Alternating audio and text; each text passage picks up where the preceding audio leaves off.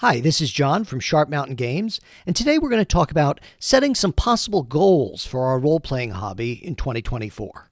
And let's admit it, it's much better than thinking about losing 10 pounds in 2024. So let's roll the intro.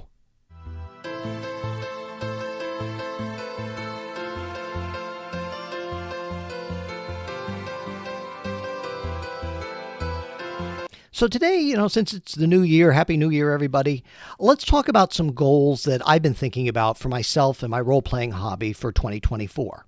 But I don't want to just talk about myself or, make this out to some, navel-gazing or anything. But rather, my hope is to really, spur a conversation in the comments or just to get us all thinking about, what are some goals we have for our hobby. So let's start it off. Goal number 1. I really want to make sure to nurture my current campaign and players. There's the old saying, charity begins at home. I'm very blessed with a great group of fellows who I play with, and, I certainly want to keep that going. So I want to just keep growing as a game master, dungeon master for them. What does that mean? I want to make sure that I'm providing, interesting games, but also that I'm providing them real choices, that their characters' choices matter within the in the gaming session. I think this is going to be especially true looking for myself for 2024 if we have to start a new campaign. Right now, they're fairly high-level characters. At least I think 12th, 13th level is pretty high. So at some point this year, or maybe sooner rather than later, I don't know, we may think about rebooting the game or changing and moving maybe to some lower-level characters again. But I really want to make sure that I listen to them when and if we make this change. Do they want the change? And if so, what do they want the new game kind of look at like? Sort of a session zero of sorts. And of course, I, as the game master, I have a vote too. I'll certainly provide a framework. This is the kind of thing I'm thinking about or comfortable with running. But I think just, as long as there's open communication, we should be just fine. But as I said, I want to make sure the first goal is to keep a good thing going and, to keep treating people who've been good to me, to treat them good as well. So goal number 2, I would really like to run more genres. And this became very clear to me when I looked at what I ran in 2023. Now, I made a whole video on that, and I have the link below for that if you're interested, if you'd like to spend a little more time and listen to that after this video. In 2023, I ran one night of Star Trek, and I ran one night of a Christmas-themed game, kind of, like on the Rankin Bass Christmas specials. That was the theme for it. And I probably ran well over 40, maybe 50 sessions of fantasy. There's an imbalance there. There really is an imbalance there. Now, some folks might say, well, what's wrong with that? And that's fine. You do you, as they say. That's not a problem. But I think that for 2024, I really want to start saying, okay, maybe once every other month or so, I'm running a different session for my main group. Maybe once a month, we'll see. Maybe not quite that frequently. Or, because I don't want to upset the regular campaign also or constantly be interrupting it. Maybe I need to step outside my comfort zone in 2024. Maybe I need to find, some alternate folks to game with on alternate nights because I can't really expect my regular players, to game with me twice a week. I think that can be a bit much. And certainly people have jobs and family, and we can't let that slide either. We have to, keep the gaming in perspective, of course. And I got to be very honest. I've never done that because I'm very nervous about doing, a blind post on Roll20. There's some other people maybe I could email, or maybe I have to do more with Discord. I don't really use Discord very much. Maybe that's a good place to find, like-minded people who'd like to maybe once a month do a Star Trek session or something like that. I haven't run superheroes in years, and I'd really like to, give that another try. Also, even we were talking about Monster of the Week, and I'm thinking, maybe I'd run a Supernatural. I really like that TV show. Maybe I'd like to run a session of something similar to that. I don't know if I'd necessarily buy the Monster of the Week rule book just for one session, but at least it'd be a chance to try that genre. I've never run a horror or a modern horror type game, so it's good for me maybe to run some more genres and to step outside my comfort zone.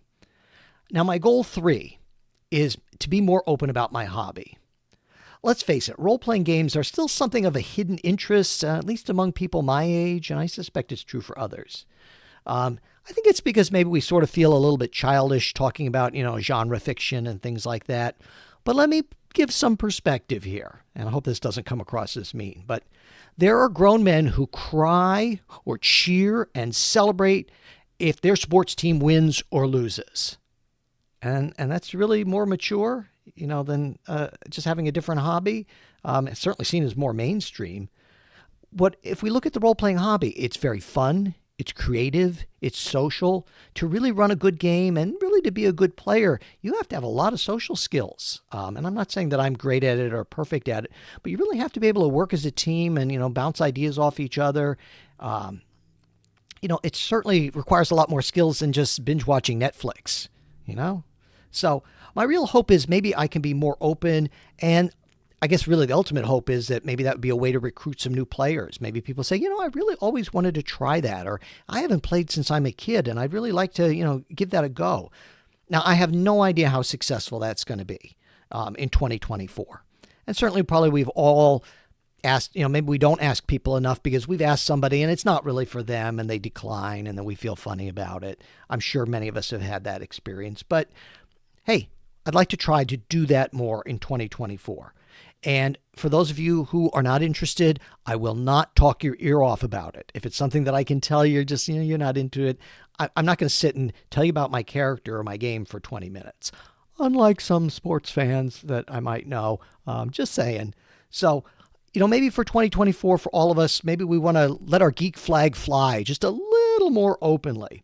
And who knows, maybe some other people will gather to it. So let's kind of wrap up. It's good to have the goals. You may have different goals than I do. Maybe you want to run different systems, or you want to expand your gaming group, that can get more people involved.